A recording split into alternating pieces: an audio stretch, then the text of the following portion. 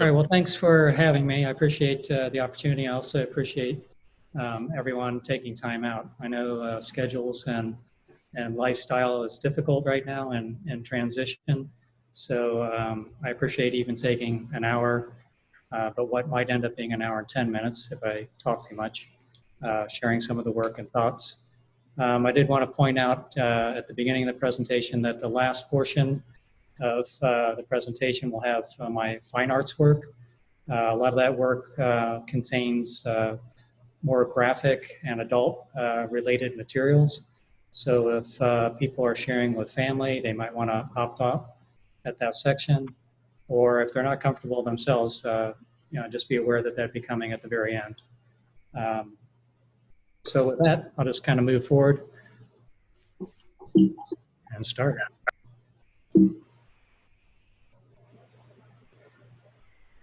This is a quote from William Vollmann, who's a writer that I've been reading for many years. It just resonates well with me. In particular, I like the idea of not being concerned about making everything we create more popular, contrary to a lot of the messaging that's going on today.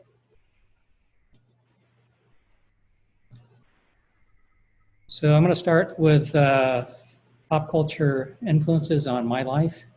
As a kid, monster films were an integral part of my interest. And looking at the typography that was done in the posters, the credits in the movies, and then the actual characters themselves, I always had a lot of empathy for.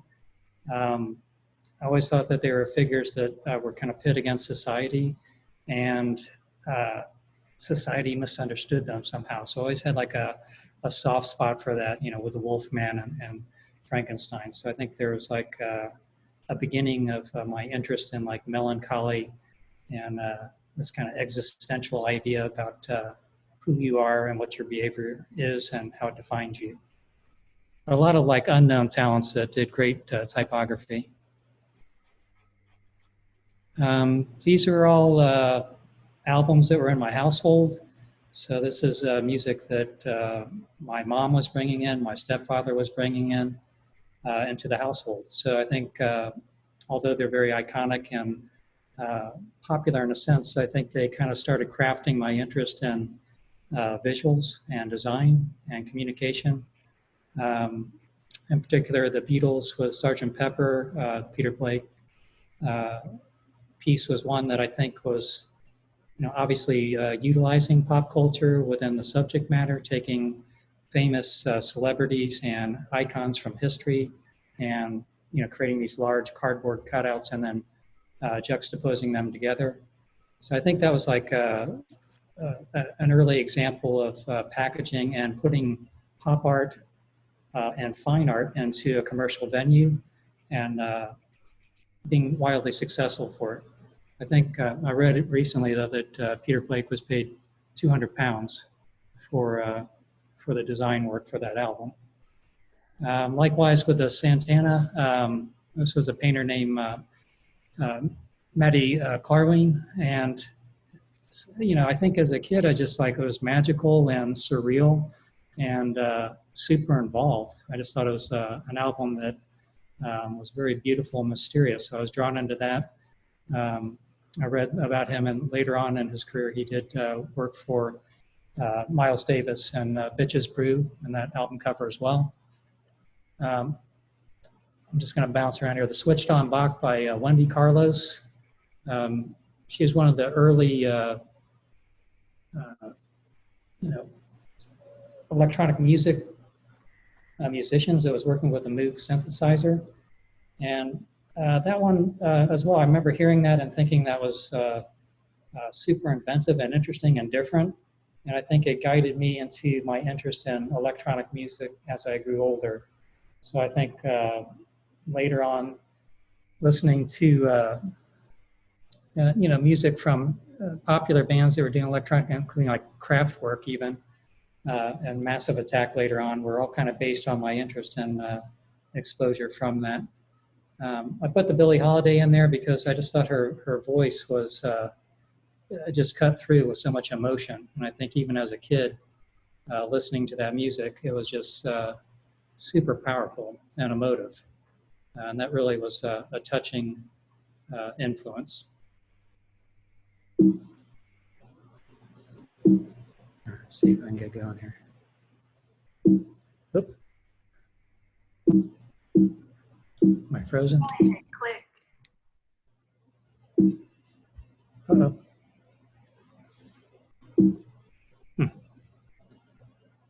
Okay, sorry. This is actual records from my dad's music collection. So these are jazz records that he had that I inherited when he passed away. In particular, I think the Reed Miles stuff from Blue Note was really provocative and powerful, and it's one of the early influences with typography, photography. He was described as a modernist designer, but did photography and type together on a minimal budget. So I think a lot of the pieces were like super strong. Likewise with, I think, David Stone Martin, who did the piece on the top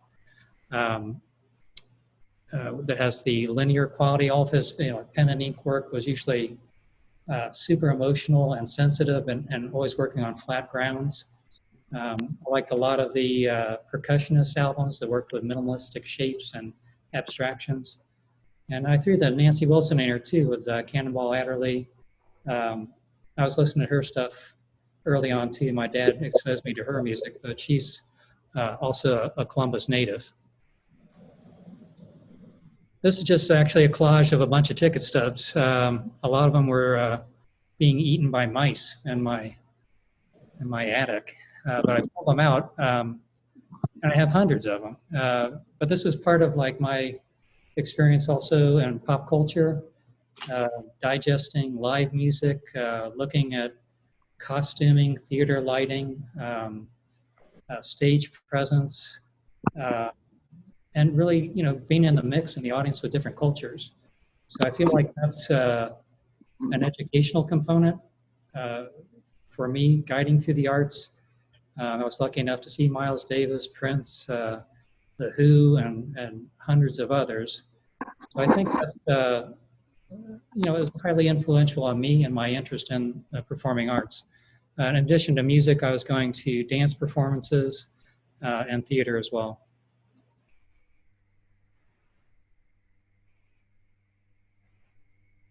Oops.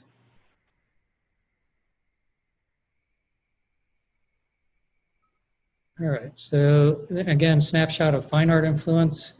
The piece on the top left is by Modigliani, and this was a piece that my mom had above her bed in her home.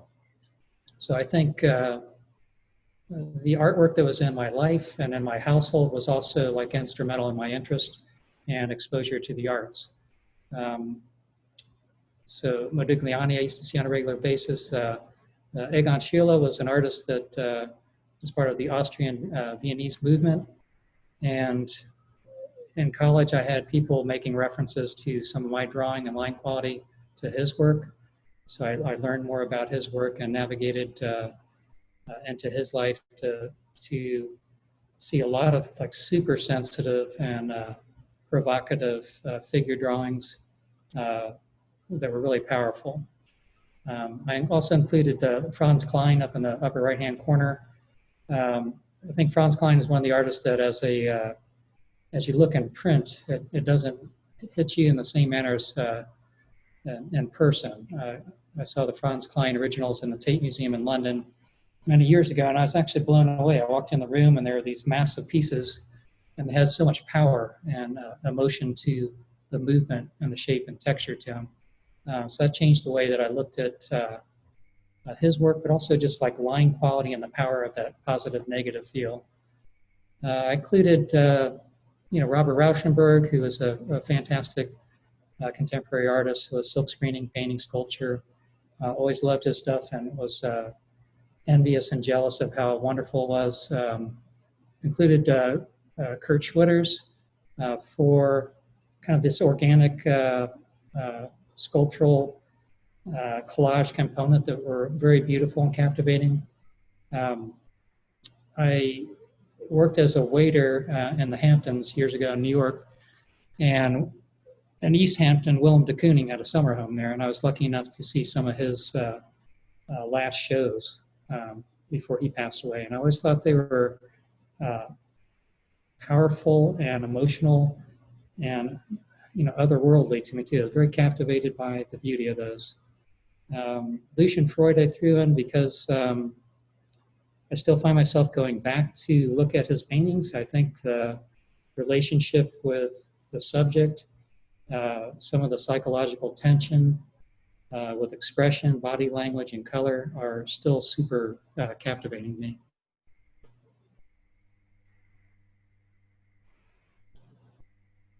I put family influence in here, which I usually don't talk too much about because I'm fairly private, but this is a huge part of any artist, is acknowledging your family and where you come from. And I think the thing I wanted to communicate about that was, using the life that's presented to you and absorbing the good and the bad, the tragic and the happy, and absorbing it and using it in your work and being proud of it and making it the narrative for the work that you move forward with. My mother was good with supporting me in my arts interest. As a kid, I used to go to museums and bring a sketch pad and draw like suits of armor at the Kansas City Museum when I was a kid. I was always supportive with sharing books, movies, different cuisines, etc., different cultures. So I was fortunate to have that. My father was in the military and probably less of an artistic type, although he was super interested in the music, and that cut over to some of our conversations and connection with one another. My grandmother was talented and had interest in making her own clothes and doing painting as well. And I had, I'm still researching this actually in my family line, but my great uncle, Harry, in England was a photographer and did some really nice work. And this is a picture showing I'm doing some touch-up work of a Winston Churchill print. And I was told he did some work with the BBC, which was cool.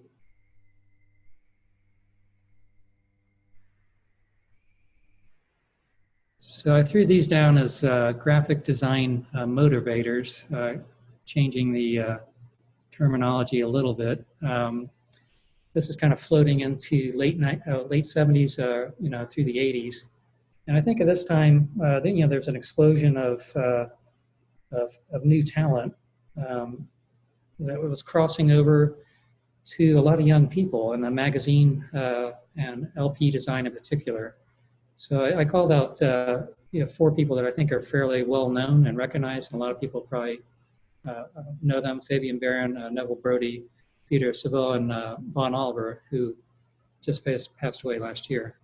But one of the things I liked about their work, I think, like with Von Oliver, was like he created like a gateway into the music and the artist through graphic design. It wasn't necessarily like a reveal that was specific to what was inside, but it was an opening that said it would be this type of potential journey. And I think it was captivating and provocative. I like the way that he worked with other photographers, and his typography was always strong and interesting. Peter Saville, I his work with Joy Division and New Order, liked the music, but also I think this juxtaposition of contemporary work being like work within the album itself and the music with works of antiquity from the past, and that parody between the two was super powerful. And I think when you go back and look at some of these covers, you're like, well, why are we looking at flowers, for power, corruption, and lies? And I think when he talked about it, was because flowers had an element of seduction in them. And I thought, well, that was really super powerful and thoughtful communication. So early on, really about 1990, leading into 91, I decided to do my own company, which was Firehouse 101 Art and Design. The idea really was to create a studio, and I put the word art kind of up front first because I did want it to be an art studio and not just a fundamental design.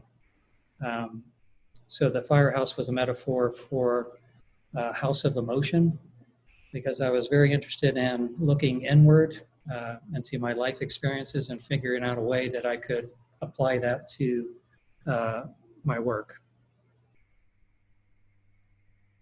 This is a quote that I said 20 years ago, but it doesn't seem that off. I still like to have the ability to peel back layers within communication and catch people off guard in a sense by having them react emotionally and communicate within the piece.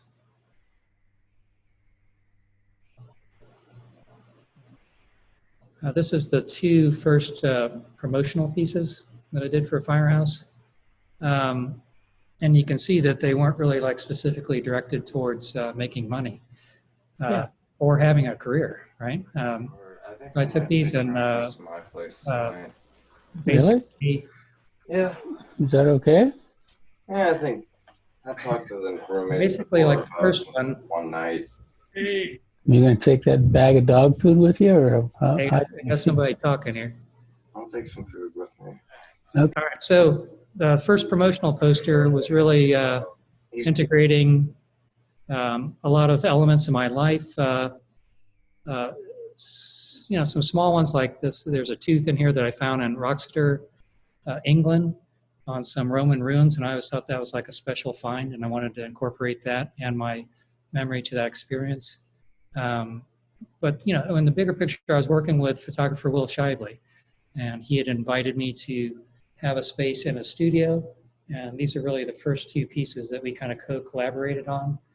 We did some photo direction together and try to lift things up and do storytelling that was, as I was labeling, then more like emotive design.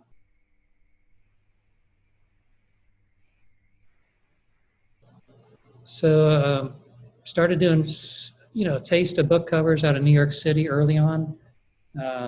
These are four of my earliest ones, working with Doubleday Books and Penguin out of New York City. This was an area that I was interested in, and I think it's still like a wildly challenging area. There's so many people doing book covers so well, and I felt like I was just getting started, at doing book covers at this stage. So I think that people were generous to give me opportunities. But with Penguin, I was working with Paul Buckley, who's still doing great work.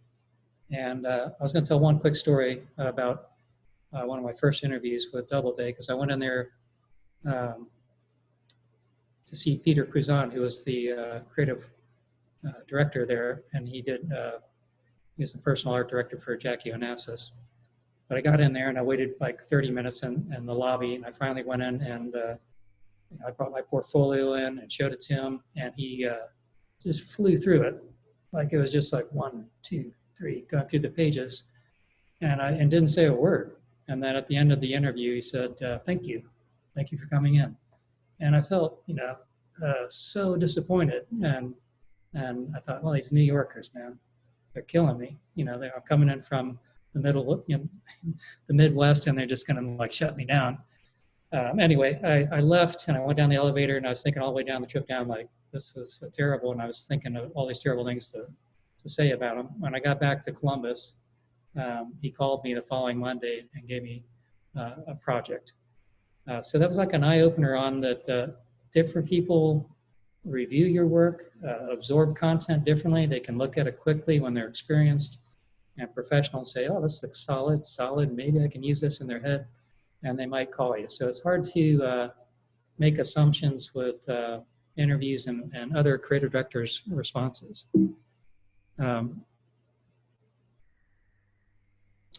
some CDs, did a lot of work in this world. The Johnny Winter piece, I worked with Sean Mosier Smith, who was at Virgin Records at the time, who's a nice, very talented illustrator, designer, and also friend. The Johnny Winter piece was while I was in New York City doing work there with a small studio setup. And I was really working pretty hard on like coming up with deconstructed, emotion-based typefaces. So a lot of these were like scans of, in this case, these are like the letter forms made out of icing that for birthday cakes you used to buy. So I bought those and scanned all those and made typefaces. And I did the same with alphabet soup letters, scanning all those. Alphabets, the cereal, scanning all those. And then just finding like, wooden block letters and old letters, press letters, and stamping out alphabets with those. But that was a big interest of mine, mostly because it was like organic and it felt more personalized to me. And it wasn't, nobody else was using it.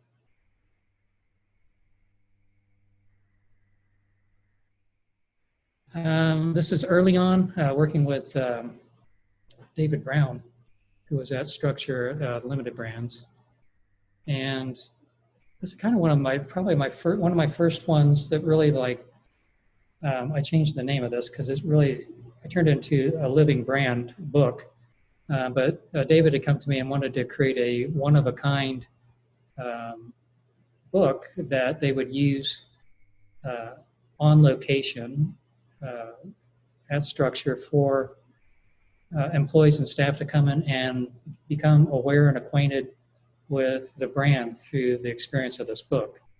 So we used, original photographs, wine labels, architectural drawings, Polaroids, and a host of other things that made it very, very humanized and felt more like a scrapbook. The typography for the 30, 40 plus pages was all hand done by myself. On many cases, I'd misspell a word and I'd start over again, which was a drag. But the end result was a pretty nice piece that I was happy with. And I think this was like a starting point for me to use that word living brand and understand brand guidelines on a different level, and it not just being brand guidelines with choices of typeface, color palette, and so on. Similarly, this was for retail planning associates, and calling this a capabilities brochure. I think at that time that was the language. Scott Summers was head of creative there and had invited me to propose working on this piece. And we were fortunate enough to have the opportunity to. I think I wanted to do a call out to Schmeltz and Warren too, Catherine Schmeltz and Crit Warren, who were also in the running for this piece, but I just wanted to acknowledge them because they did great work at that time. I think they were like a group that was inspirational and exciting to see their work. So this piece I worked with a host of my colleagues and friends. There were photographers, designers. John Weber did a beautiful piece for Stephen Webster, Will Shively, Michael Kogar, and I also worked with Marcel Gilkerson with the design.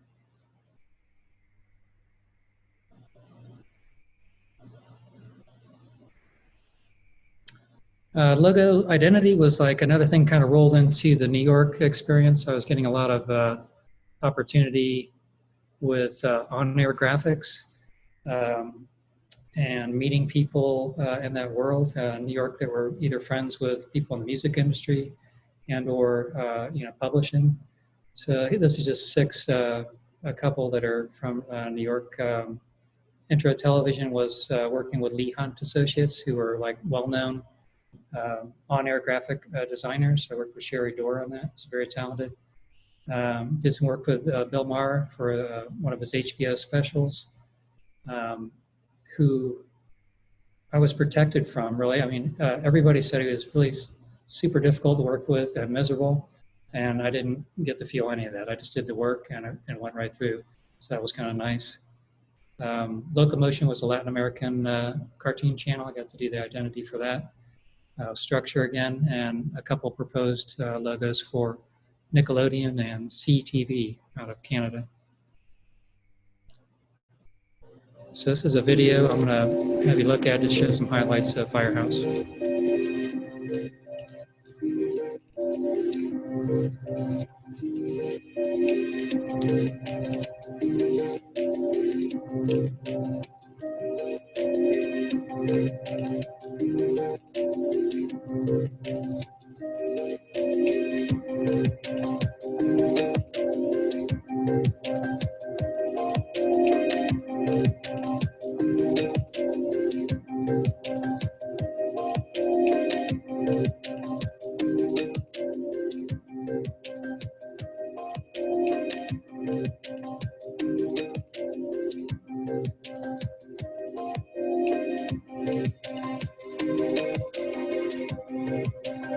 So I was working with Albert Watson, photography wise.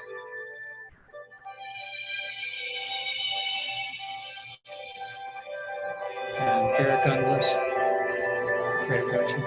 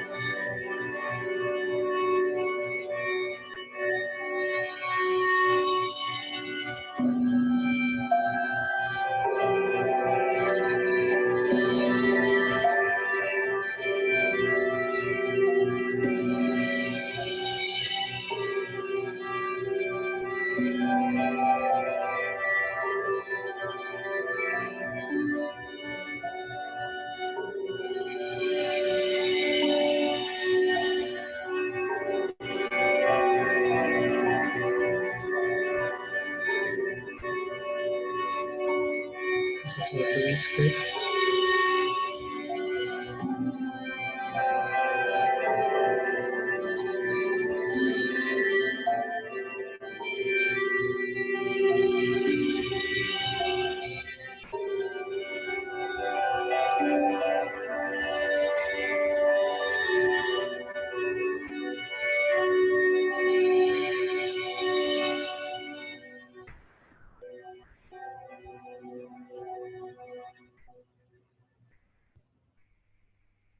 So in addition to design work, I was also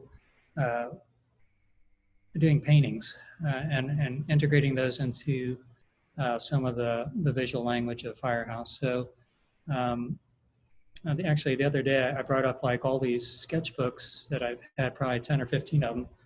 And it was great to look at them, but I think keeping a sketchbook and writing down ideas for design concepts, logo identities, travels, emotions, song lyrics, etc., is like super important. And it's fantastic to go back in time and look at them to see what you were thinking at that moment. So I won't go heavy into explaining. I used to promote paintings independently with printed books that showed the pieces. I did work again for record labels, editorial illustrations, and advertising agencies that would want to work with me. I just threw these in there, not because they look great, because they look kind of funny, but they're just sketches that I'd done for Sony Music. And this was an opportunity that Chris Sostupchuk threw my way for Billy Joel. And he said he had this project, and I got to look at the song titles and a pre-release for it, and I just did some thumbnails. So I did a dozen or so of these. And usually I would just draw out things in a pen and then fax them to people and just keep it really simple. And I'd never share color because I never knew what the color would be. And I honestly didn't like the idea of like having people agree or sign off on color or react to it. On these, I did that. Ironically, I didn't get this job. It was given to Christy Brinkley, his wife, to do the final, which is a hard one to beat. Quick snapshot, Sony Music, this was a CD cover for a Christmas package. Arista Records, I did a large full-page ad. The DCA advertising was for a blues fest. And the last piece was actually a personal piece I'd done for myself, but I ended up using it for Express Jeans. And we have another video.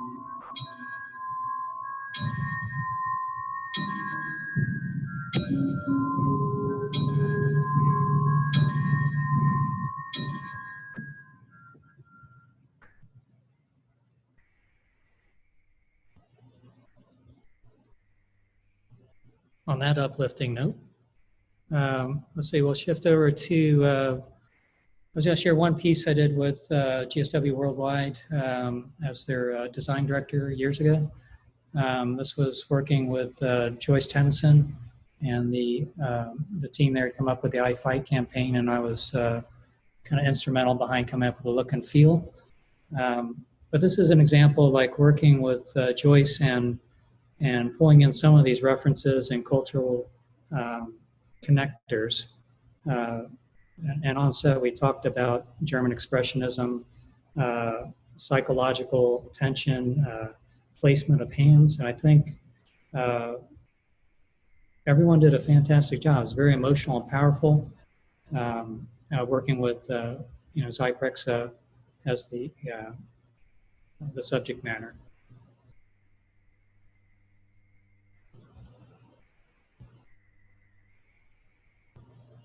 These were the actual applications put together by the team at GSW, kind of working off my original fields. I can't remember exactly. I think maybe Dylan did the calligraphy on the I Fight on the top. I think the one on the bottom left was my typography from Block Type. But this, this is an example of a different kind of way of working in a more communal sense in the advertising world. So I think this was one that was still kind of powerful and hit the target well. This was working with a component that helped treat schizophrenia and bipolar disorders.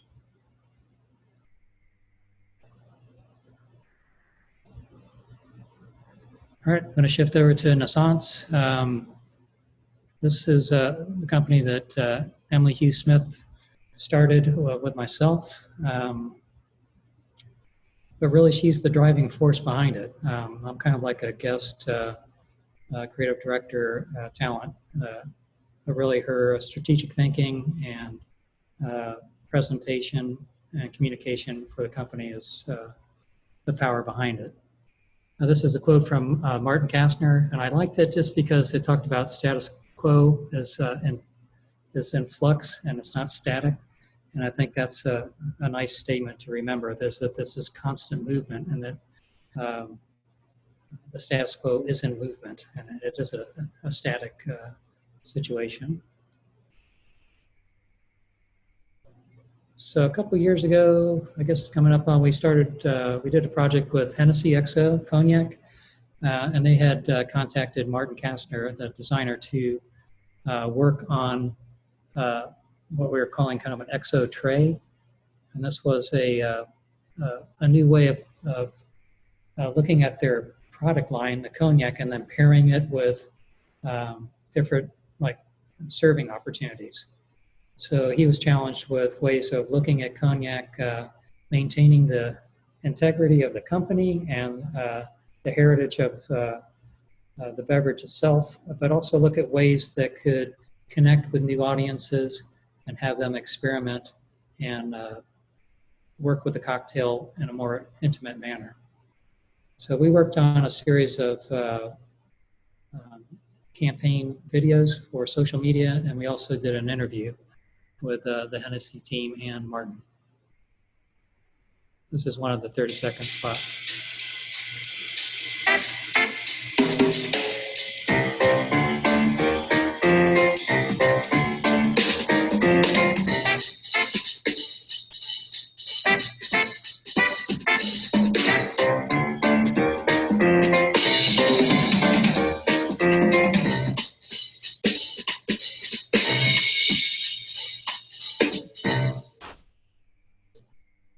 So there's some jazz influence there. We shot most of the beverage and the bar scenes like at 3:30 in the morning at the Langham in Chicago. And the other footage was captured at Martin's studio, also in Chicago. Crucial detail. Another snapshot look at a project that I did with Martin again, and Laura Kastner, the photographer. And this is the Alinea book. I kind of started out with this shot here. This is really just different images from China. We were in China for 3 weeks to do the press check. But it was an interesting cultural experience, actually, because we were woken up about every 4 hours around the clock. So we never really had like a full night of sleeping. And that was because the presses were running and we wanted to approve every single sheet that came off the press.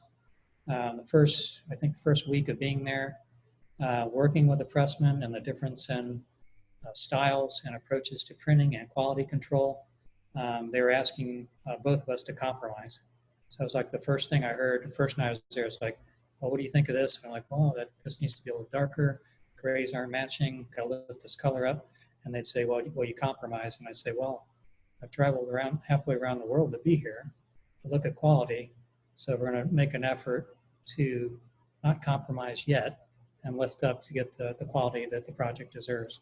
So I think that took about a week of communicating with printers and our team really to get it into a rhythm where we felt pretty good. I also thought, I think they thought we'd be exhausted and like give up, and we didn't. So we stayed really tight with our interest. So again, Alinea is the project of and the vision of Grant Atkins, the chef, and Nick Kokonis, his business partner. They're really, key authors of the molecular gastronomy kind of movement and cuisine. So this was their project, and they had they set everything in motion and hired Martin and Laura to work on it. I think they were working on it probably a year and a half before I was ever asked to be part of it. So Martin reached out so that we could collaborate on the design, which, like I mentioned, was about 13 months of design work. And it was constantly bouncing back and forth, sharing files, sharing ideas, and each other modifying the pieces. It wasn't a singular person doing all the work and getting all the credit for it. It was just more of a a collaborative effort, which was great. They won a James Beard Award, was featured in Communication Arts, and the CSCA Creative Best Award for Best of Show, a judge's favorite, 10 years ago or something. Another client that we worked with for many years was Magnani. And I wanted to show a snapshot here again. Magnani is a client that does handcrafted artisan men's shoes and accessories. They've been doing it for 3 generations, and they have a great brand story because it's all true. The grandparents were designing and making shoes in Spain. It's a beautiful product. They're very honest and pure to their heritage, and their efforts to go into the shoes themselves. The craftsmanship's immaculate. Part of our relationship and effort and was working within their culture, going to Almansa, Spain, meeting the family, eating, drinking, smoking cigars, taking pictures of landscapes, and really immersing ourselves in it so that we had a clear understanding about the family and about the product. And that was beautiful and super helpful for the relationship.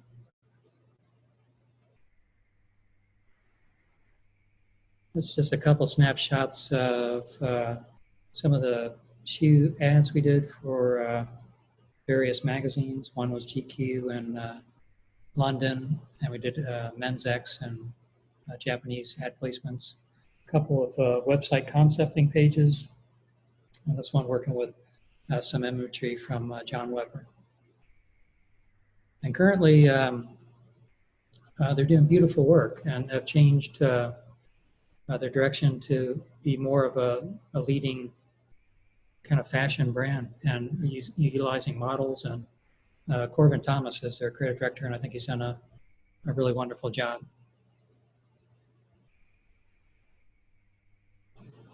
Another one, working with Martin again. This was for the Porthole, which was his infusion vessel that was used for cocktails and oils. Again, relationship-wise, I would go there, visit him at the studio, look at his sketchbooks, take pictures of his prototypes, talk to him, shot some photos of him, did some video of him talking, just to get familiar with the project. This is, again, packaging that we did for the Kickstarter, announcing the project. I did a series of these elaborate black and white collages that were part of that reveal of him working behind the scenes, technical drawings, studio shots, and just turn them into these huge, kind of interesting geometric shaped collages. Photography here by Laura Kastner again, who does just stunning work. I wanted to say something about this in my notes. This is for those that have interest in Kickstarter. This was promoted with Kickstarter, and it had over 4,000 backers, and he made over $700,000 for this project as a Kickstarter, which is stunning in itself.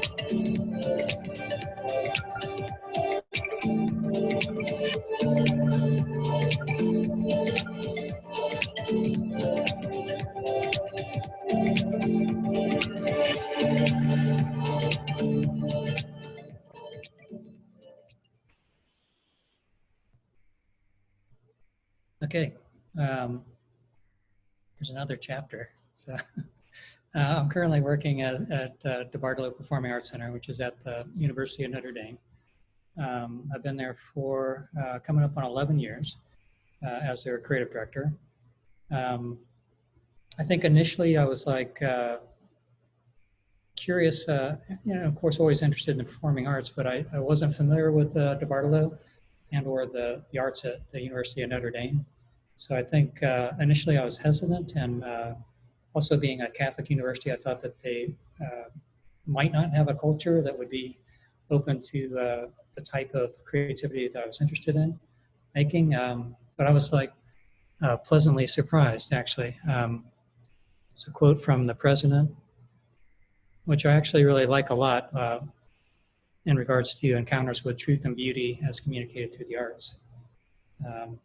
That's definitely something that we try to do there, and we do work with a diverse cross-section of students, faculty, and community.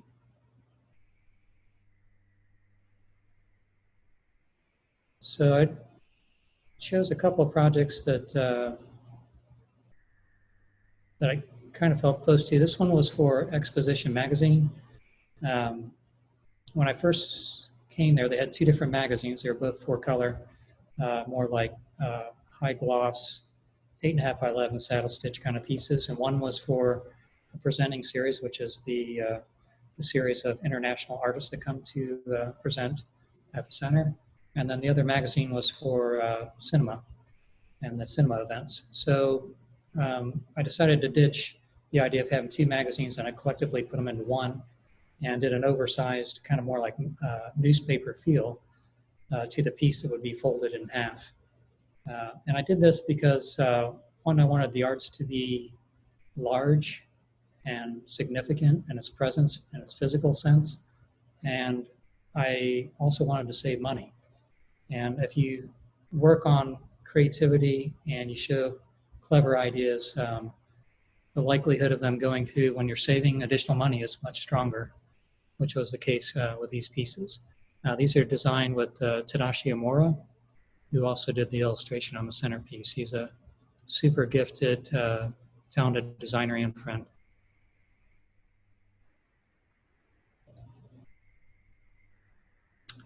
The other snapshot I wanted to show was Alinea American Dance Theater. They also came to center a couple years ago. But one of the things I really loved about this experience was I got to follow them for 3 or 4 days as they did engagement.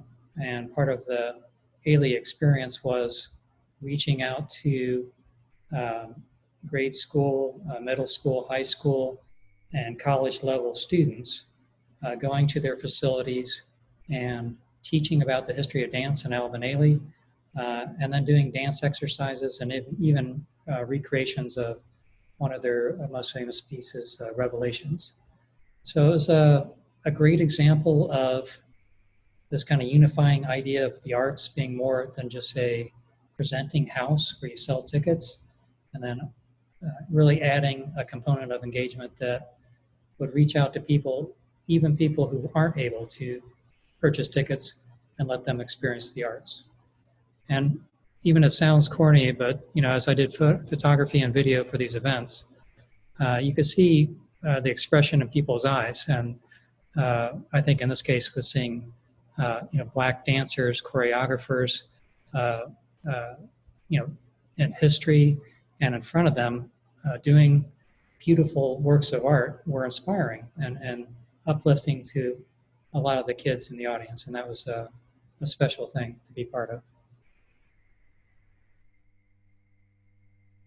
This is just an example of how we followed through and used Ailey as the main figurehead of a design for the season book. The piece on the right kind of shows we worked with 9 circles for the 9th season, but we also did a cross shape in reference to the cross. And this is another video showing some of the work we did for season books. This was the first one I did.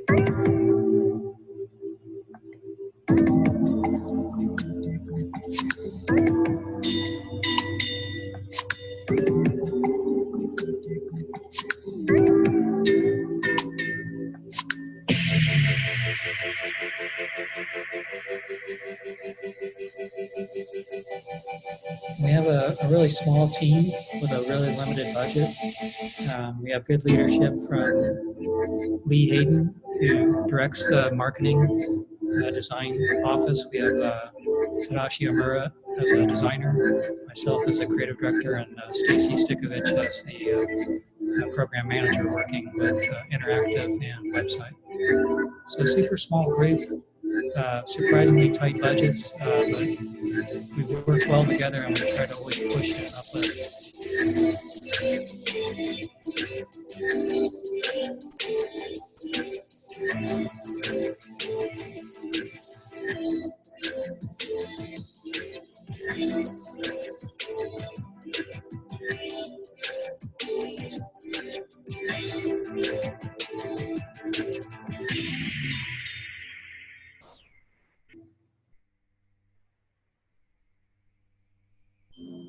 Okay, now we're going to shift to my photography. Some of this photography work will be the work I do as a creative director at DeBartolo Performing Arts Center.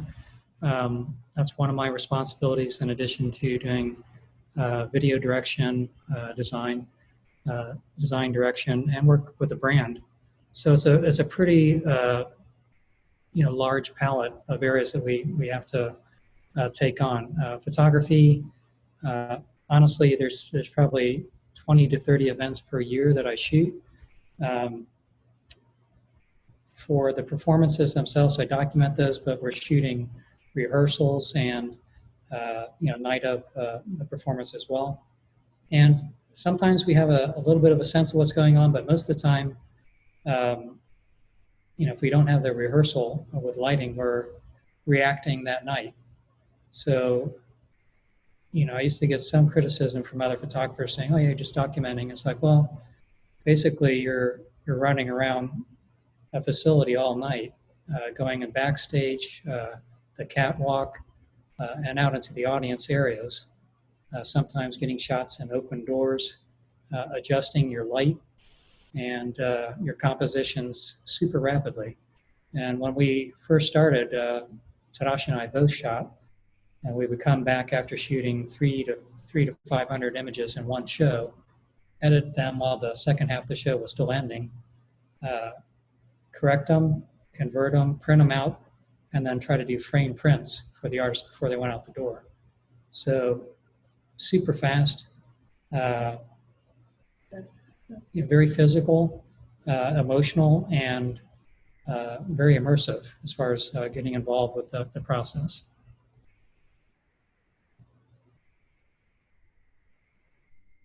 Another quote I like is, as far as being immersive, I think in photography in general, when you get to that point where you're in that zone of the moment, then you do some nice work if you can get there.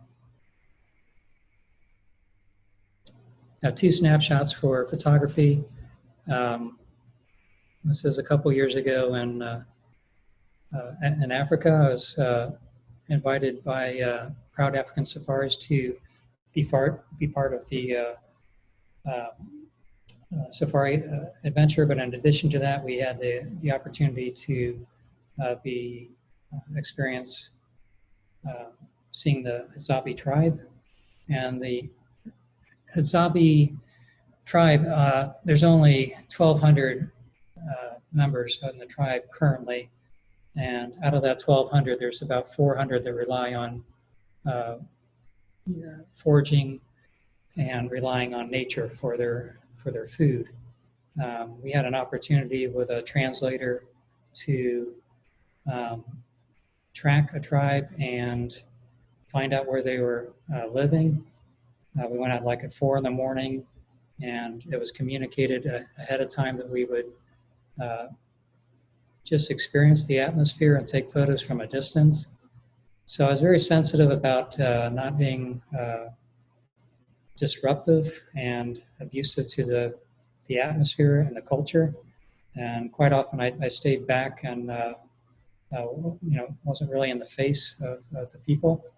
But we had a great opportunity where I was able to follow the men on a hunting trip. So I was running through the terrain with my camera and caught some fantastic images I was very happy with. but it's a very enlightening experience and humbling, and important to, I think, artists in general, photographers, to put themselves into environments of that are unfamiliar and challenging. And this one for me was one that I had never dreamed I'd be part of, but was, very blessed to have the opportunity. This is another snapshot example of that. Emily and I went to McAllen, Texas in 2014, and it's an ongoing event still currently, but this is part of the height of immigrant families like seeking refuge in Texas coming across the border. And we had heard an article and read some information about it. Sister Norma Pimentel was leading an effort to help the people that were coming across the border. Most of these were people that were seeking asylum and trying to escape the harshness of their lives in Guatemala, El Salvador, and Honduras. So we went down there with some research and contact and try to set up an opportunity to talk to Sister Norma and other people. But, we went down a long weekend and said, let's go down here and see how we can help. So we volunteered and helped at the Catholic Charities Church that was set up, but we also interviewed and documented the events. It was very, despite political points of view, our interest was in telling the story, but also helping and showing empathy and caring for other human beings. We took some photos and video, and after we returned, ABC News had seen some and contacted us to use those in a 2020 special. So a few of the clips and a few of the photographs I had taken were used in a 2020 special for Pope Francis and the People, where he called out Sister Pimentel as, her actions as a saint in her leadership. This didn't have any connection with my Notre Dame employment, and I'm not Catholic, but I was happy to be part of it. It felt like the right thing to do, and I still think the world needs to be empathetic and understanding and open up their resources and emotions and efforts to help other human beings. So there's a few of the photographs.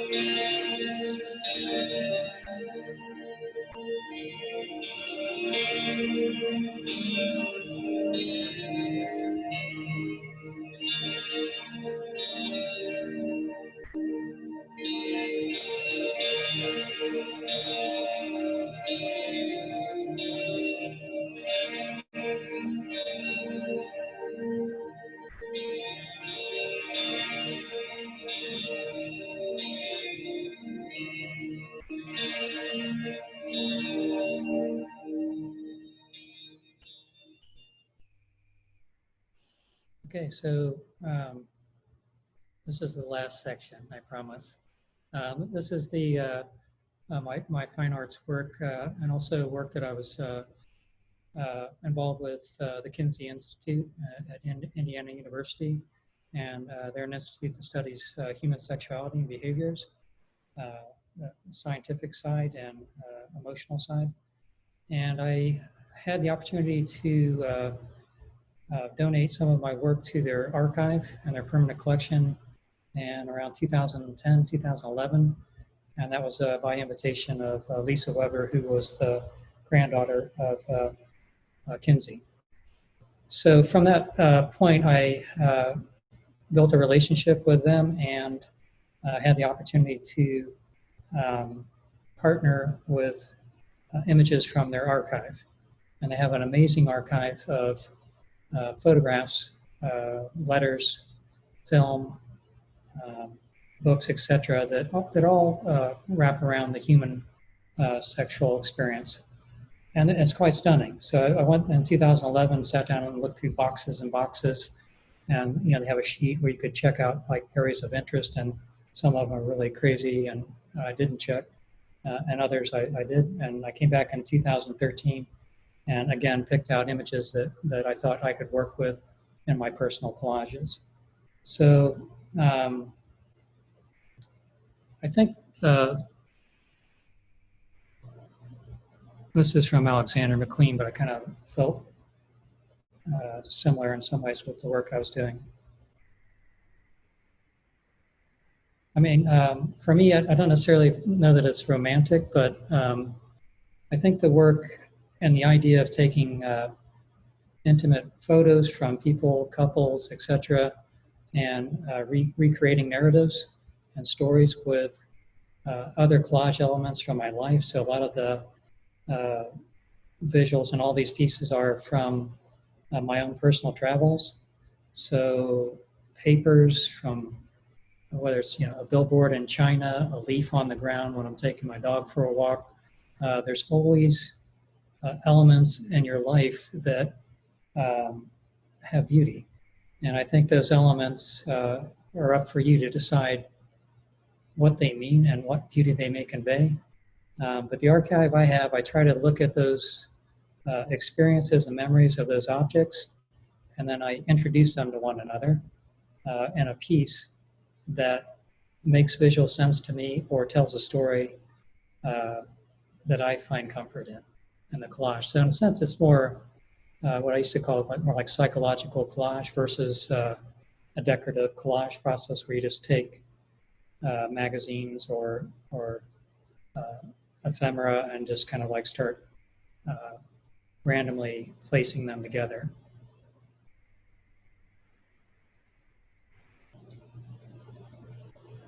So this is the only two snapshots I'm going to show, and then I have another video. But I wanted to talk a little bit about the personalized nature of these pieces. So when I look at all these pieces, I remember all the components and where they came from, where I found them as part of my catalog of emotions and of elements. This piece, the first piece here was dedicated to Alex Martin Hughes, who passed away from suicide a number of years ago. And I never had the opportunity to meet him, and it was Emily's brother. But right when we started dating, this event happened, and I was pulled into that experience. So this image here is sketches that I had from his house, and I tried to find a photograph that felt proud and had strength and artistic nature to it with a tattoo. The flower was from our wedding, and this is a piece of signage billboard from China. This is a color study that was found in Much Wenlock in a bookstore in England. This is a leaf petal that I found in the short north walking to work. So they all have personal relevance to me, and the stories are authentic in that manner. The second collage here is a little bit of a tribute to my father, who also passed away. I chose a picture of him as a child because I thought it was like a moment where he was happy.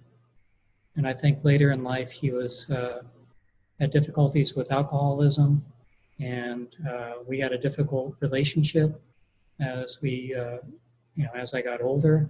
But I still, love them as anyone loves their parents. And I think over time, that element of forgiveness with your family and your members, despite their behavior, was part of this collage and art experience for me. So here's a video of some of these pieces, working with the Kinsey Institute and then some without.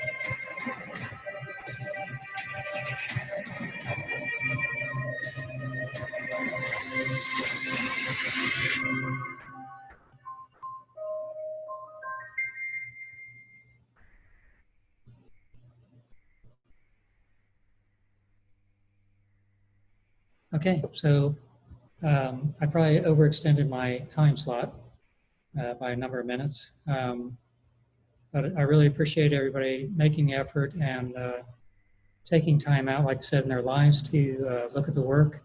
I truly appreciate it, and I hope that it challenges and inspires people in their own creativity. Um, if we have time for a few questions, I'm happy to answer. If it's too tight, then I'll let you drive that. Let's do it. Let's ask some questions. Oscar had one, but he had to leave. Okay. And but Gregor's got one. I think Gregor's still here. Gregor, do you want to unmute? Ask your question. Yep, just did. Kirk, thank you. An amazing presentation. Thanks so much for taking the time.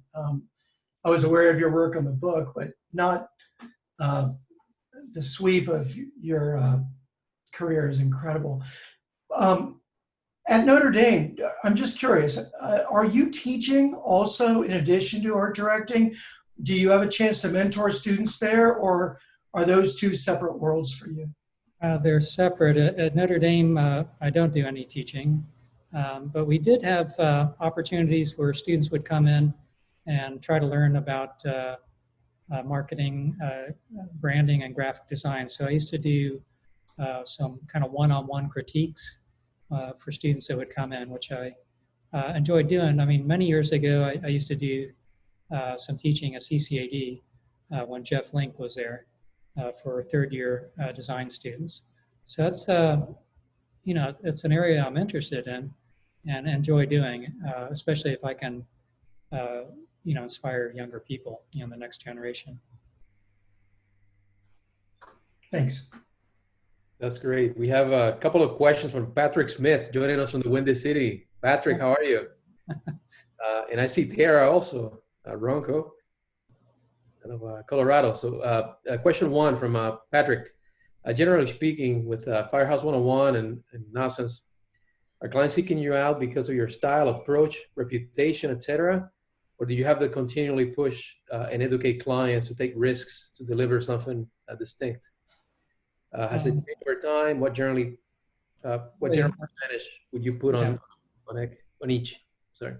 Okay, it's probably both, depending on the type of work. I think with graphic design and branding, I think people are still in need of that continual communication and dialogue and step building to educate and inform them about what the value is so that they have a voice in the decision making. On the flip side, I have people, colleagues, and relationships that do know who I am or have a better understanding of my point of view and the work, and they will call you with that understood, which is refreshing. But I think it's like it kind of goes back to one of my earlier statements. I think early on, with any creative, you have to take that life experience and your point of view and digest it. And I used to tell students this that would come into Firehouse all the time and saying, I want to work with MTV. I want to do something cool for Nickelodeon. And it's like, what do you have to do to get this to happen, And it's like, well, it isn't like ABC, you're set, do these things. It's like, for me, I would always tell them, when someone gives you a project and they say, Kirk, I want you to work on this logo identity, or I want you to work on this poster, or can we work on this book cover together? When the moment they hand over that project and you take it, I get to digest it. So I take that content and digest it, and it becomes partially mine. And as a creative, if you're not able to do that, I think as a starting point, you'll continually be on the side of saying, here's another one, do you like this? Here's another clever idea that I think you'll like because you said this. And you're always like, searching for the right answer. And I think the right answer is for you to take that experience that you have in your life and your instincts and your education and your background and own it and sell it. And if somebody says, hey, and this has happened many times before too, I look at the work you've done and, hey, I don't like it, or it isn't resonating with me. When I did some work with Albert Watson in New York City, incredible photographer, and I was working on a campaign for some poster and bus stop signs for my sister's place, which is a housing center for abused women. A super sensitive subject, and I went in there and I showed them like a lot of this kind of expressive, my type of emotive typography on top of his photos. And I was digging it, and I thought it was making sense, and I thought it added another layer of immediacy to the messaging. But he was trying to say, hey, why don't you just be clean and classic and let my photos sing? And in hindsight, looking back, I thought maybe he was right. Maybe I should have listened to him. So I think that's. I think it's both. I think mostly for creatives, though, if you're not willing to digest that content and have ownership in it, and really are passionate about propelling the talent you have, because everyone in this meeting and beyond has their life experience and their personal experiences, and they're rich, and they're beautiful experiences that they need to tap into. And if somebody comes to you for design or photography, I'm hoping that they say, I hired Kirk because he's able to do this and pull this out or reveal this in his work. Otherwise, it's just manual labor, and to me, that's not creative. It's important, but I don't feel like it's the same creativity. That's great. I know we were kicking around the idea of how creativity has evolved over the last couple of years. Would you talk to us a little bit of your observation on being a generalist versus being able to accommodate a new way of developing work? Yeah, it's a big answer. I think even when I was watching the last presentation with Oscar, which was really fantastic, I think somebody had asked, how has technology changed the industry? And I think he had a more polite answer that was just more like, you're still using technology as a tool. It's an important part of it. But for me, I think from probably the 90s leading into the technology revolution, there's radical changes. A lot of them in, naturally the amount of people doing creative work now is exponential and vast. The way that they communicate together and share the content for us to be guided by and react to in pop culture is vast and significant. And when I was doing stuff back with Firehouse, even in Columbus, there's a small group, so you might have a dozen photographers. And now, the world's changed, and everyone that has a phone can be a photographer, can capture a moment of significance. And I think that's changed radically. And in some ways good, in some ways bad. You and I were talking about specialization earlier, which I think is another one that I remember as changing, because it used to be a period where somebody was clinging on to a niche of specializing. And for me, I shifted away from that. Maybe specializing in your own narrative and your point of view, but as far as photography, video, painting, graphic design, if you have talents in those areas, or even if you want to make efforts to try to nourish them because you identify with them or see that within yourself, I think that's an okay thing to do now. And I think you can be a talent that can kind of cross-platform work in a multitude of areas. A little bit more of a renaissance of opportunity, which I think is good. I think, it used to be, I'd have to be like, I'm a graphic designer, creative director, I hire a highly talented photographer. Sometimes we collaborate, and then sometimes you kind of sit in the back and say, I'll let them do their thing, and then do I have a voice here, or can I say something? I think that's changed. I think the communal sense of how people create has changed. How people get approvals, how people get security with concepts has changed. It used to be a lot more insular, and I think now it's very broad and open, which is interesting. That's great. I have one more question from Patrick Smith. Yeah, what is the most? Oh, wait a minute. Patrick can only have one. No, go ahead. I'm just kidding. What is the most fulfilling type of project for you these days? Well, anytime I think, in the commercial sense, anytime we do work that is accurate to the intent and the purpose of the piece and lifts up above that and then hits another emotional level of excellence, I'm happy. I'm happy with my fine arts work. I'm happy when I get an image photographically that seems to have captured that moment in time. That's excellent. But it's not easy. A lot of them are really hard. Photographically, I might shoot 600 pictures and I might like 6, if you're lucky. So, with photography, I think people that are saying they're photographers or acting as photographers, I think you got to shoot. You got to shoot around the clock. You got to edit. You got to immerse yourself in the opportunity to really get that title.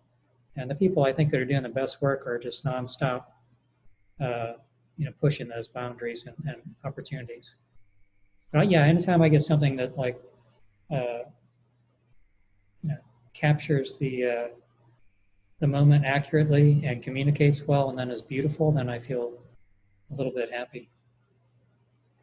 That's great. We have a presentation on all the terrible pieces I was involved in, which would be much longer because there's a lot of those too that are like mismatched or complete failures. But that's also an important part of the process. That's great. We have, the last question of the night comes from Joy Hart. What's Kirk listening to currently? What music bands inspire you? Maybe BTS. It's weird because actually I've been going backwards lately, so which doesn't sound very hip.